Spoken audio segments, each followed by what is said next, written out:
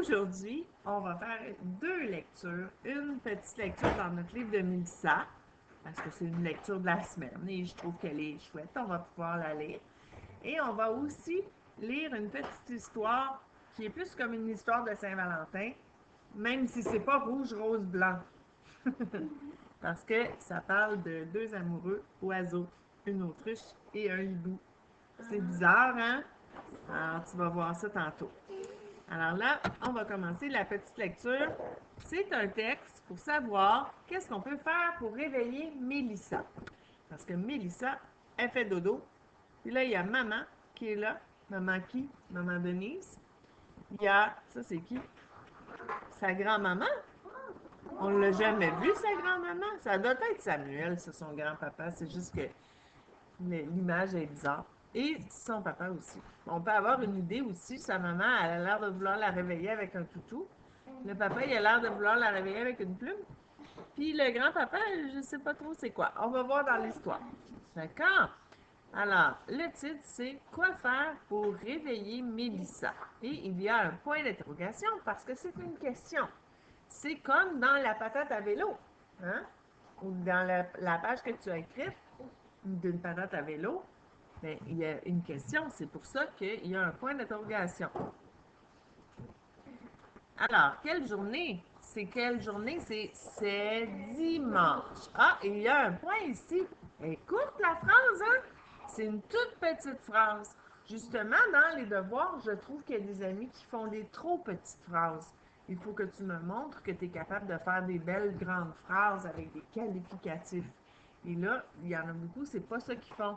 Là, je vais devenir plus exigeante la semaine prochaine. Ça va être écrit dans la feuille de leçon que tu dois avoir au moins un qualificatif dans ta phrase. D'accord? Ben, là, on a changé de sujet un petit peu. On revient à notre lecture. C'est dimanche. Il est midi. Encore une autre petite phrase, hein? Ça, c'est des petites phrases qu'on n'a pas le droit d'écrire dans notre cahier de devoir parce qu'il faut montrer qu'on est capable d'écrire des plus longues phrases. Et Mme Gawette, elle a le droit parce qu'elle a écrit un texte au complet. Donc, si ces phrases sont petites, c'est pas grave. On continue.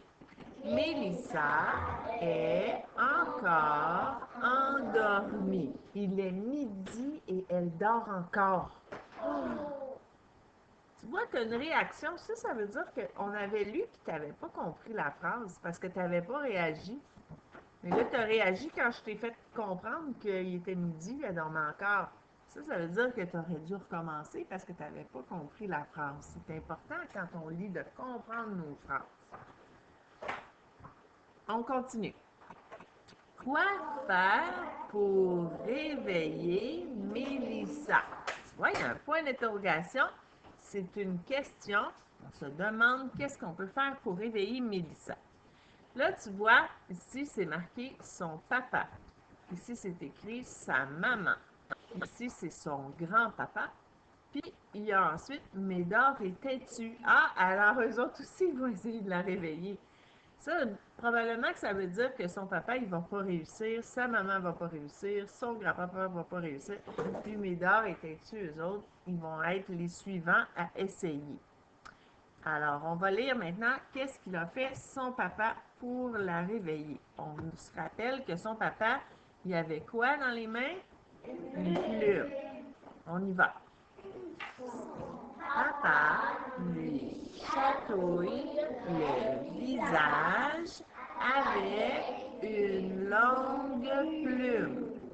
Tu vois, il n'y avait pas de point ici, alors on n'a pas arrêté, on a continué. Son papa lui chatouille le visage avec une longue plume. Donc, on avait bien deviné, mais on n'a pas seulement deviné, on a lu comme il faut. On continue.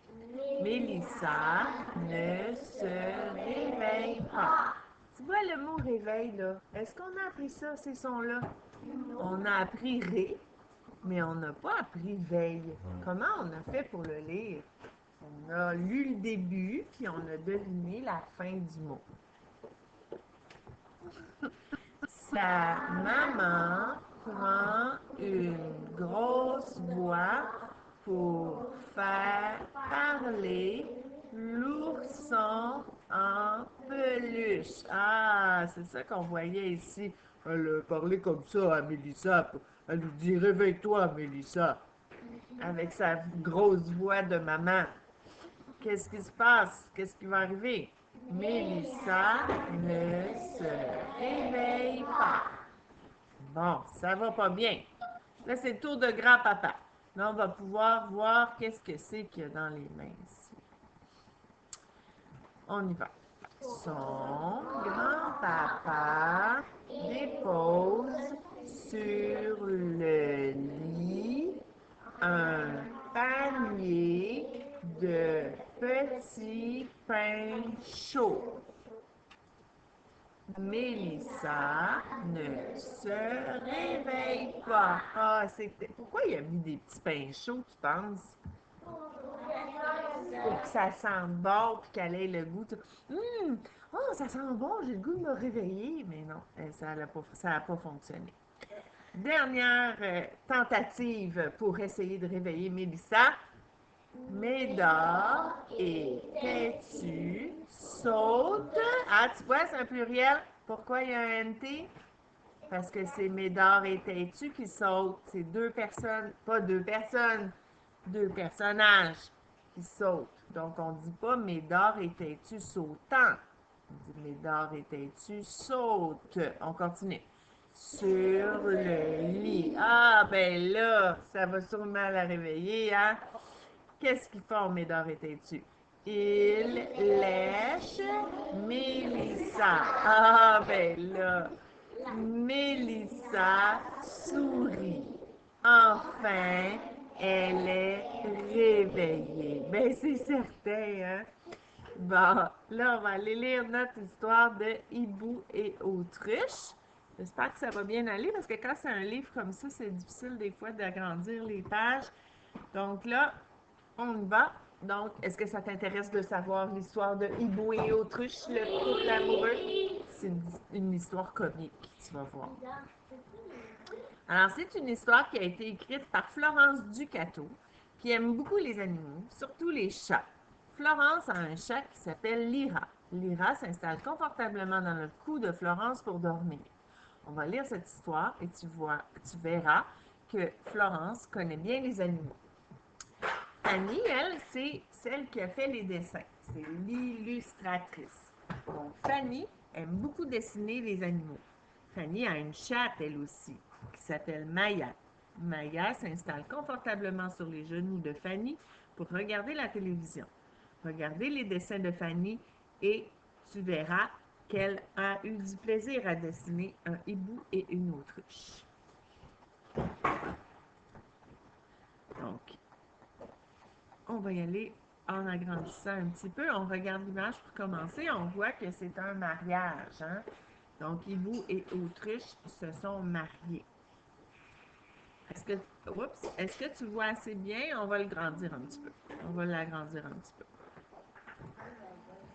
C'est bon comme ça? Oups, j'ai changé de page. OK, go.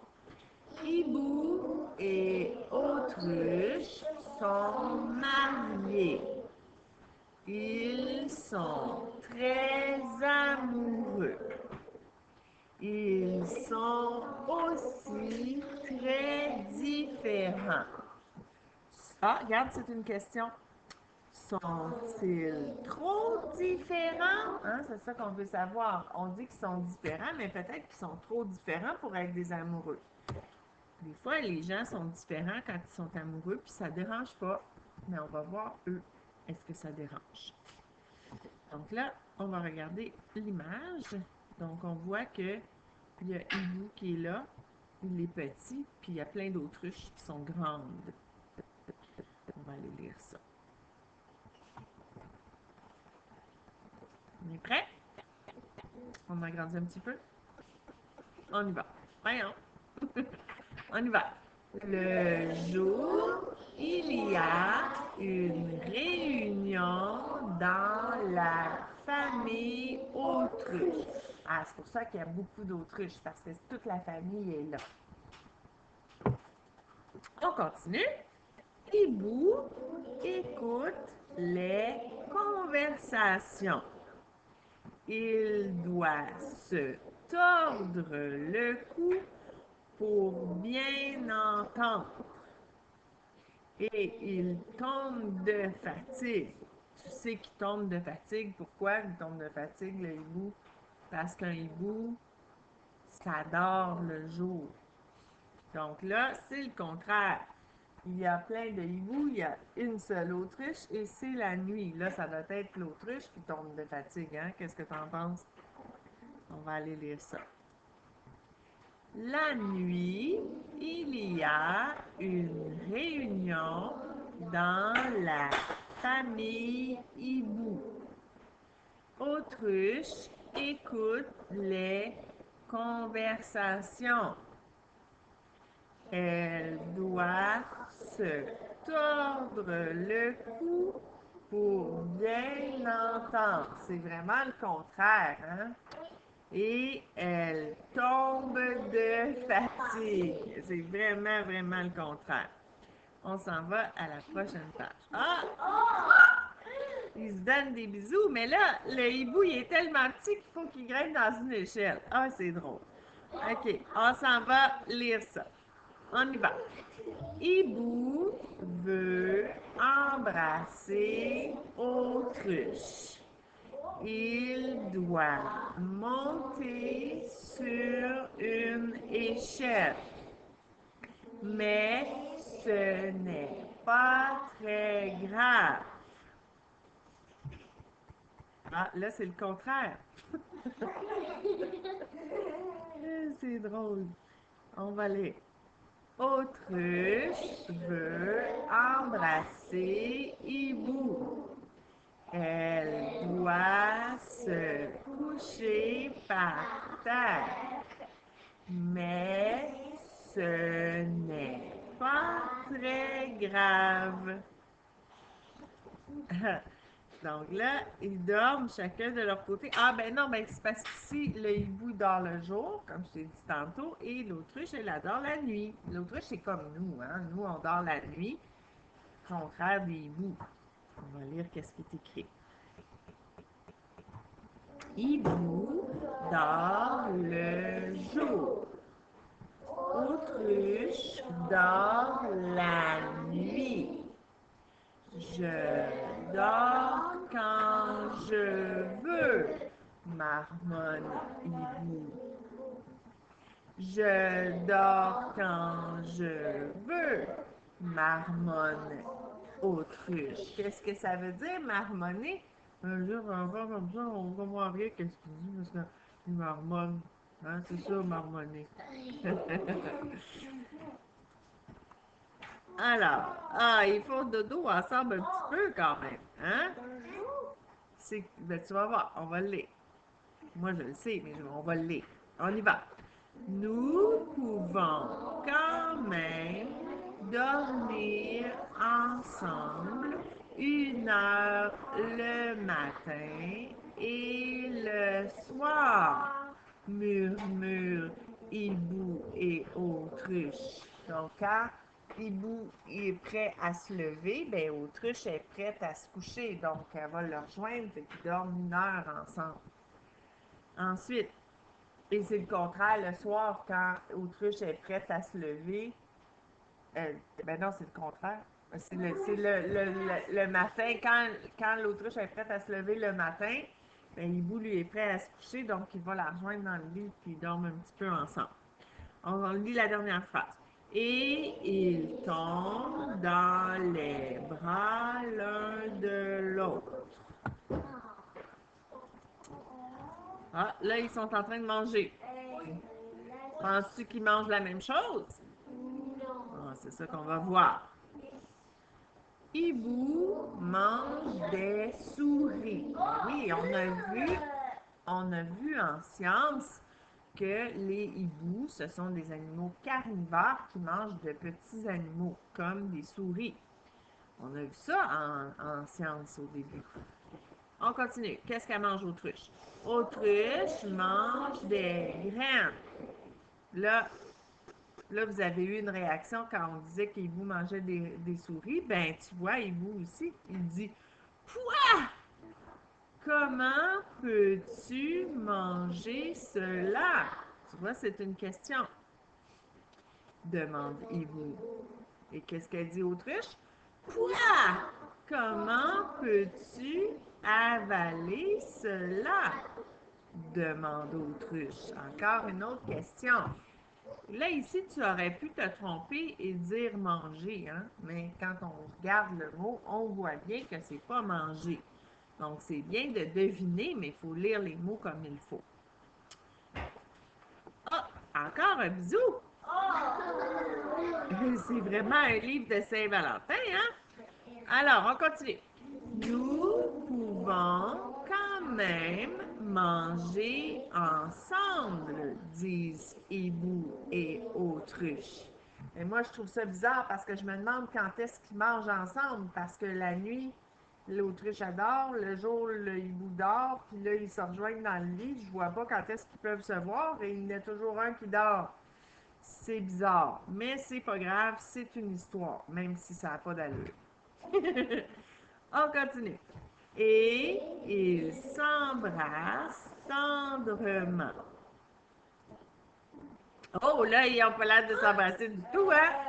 Ils ont l'air de se chicaner. Qu'est-ce qu'ils se chicanent à propos de quoi? On y va. Hibou veut habiter dans un arbre de la forêt. Tu vois, on le voit ici. Il est dans un arbre. Il va habiter dans un arbre de la forêt. Et autruche, elle, autruche veut habiter sur la terre de la savane. OK? Donc, une savane, c'est un endroit là, où il n'y a pas d'arbres. C'est le contraire, encore une fois. Ils sont vraiment contraires, hein? On continue. J'habite où je veux, crie Hibou. J'habite où je veux, crie Autruche. Ouais, ben là, ils ne pourront pas habiter ensemble. Alors, ah ben, ils se parlent quand même. Hein? Probablement que le hibou, il a son arbre proche de la savane, puis Autruche, elle habite près de la forêt, dans la savane. On va aller lire les phrases. Nous allons trouver un arbre près d'une savane. Bon, tu vois, Madame Sophie avait raison. Disent hibou et autruche. Et ils éclatent de rire. Tu vois, ici, quand j'ai dit éclatent, pourquoi j'ai dit éclatent? Parce qu'il y a un S ici. Et c'est tout à fait correct de dire et ils éclatent de rire. Si on n'est pas habitué de lire, souvent on va dire et ils éclatent de rire. On ne va pas y penser. Mais il faut y penser que quand il y a une voyelle et qu'il y a un S ou un N, on doit le prononcer, on doit le dire. Oh, un coco? Ils vont-ils avoir un bébé? Ah, on y va. Un jour, Hibou découvre un œuf dans le nid d'autruche.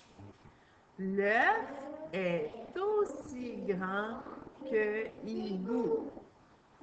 Hibou va devenir papa. Autruche va devenir maman. Bon, ils chicanent encore. Ça va pas bien. On va voir qu'est-ce qu'ils disent.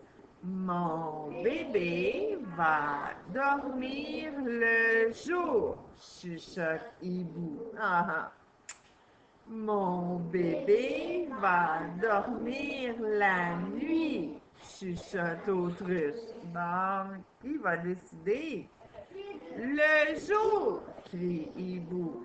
La nuit, crie Autruche. Ah, le petit bébé mélangé autruche hibou est en train de sortir. Qu'est-ce qu'il va dire, le petit bébé? Il va dire, oups, il va dire, soudain, l'œuf se fendille. Ça veut dire qu'il brise un petit peu pour faire sortir le bébé. Une petite voix murmure, moi, je dors quand je veux. Alors lui aussi, il veut faire qu'est-ce qu'il veut, comme hibou et autruche. Alors, j'espère que tu as aimé ma petite histoire de Saint-Valentin, hibou et autruche. Moi, je l'aime beaucoup, cette histoire-là. Donc, c'est ce qui conclut la petite capsule de lecture de ce matin. Alors, je te dis bye bye et à plus tard.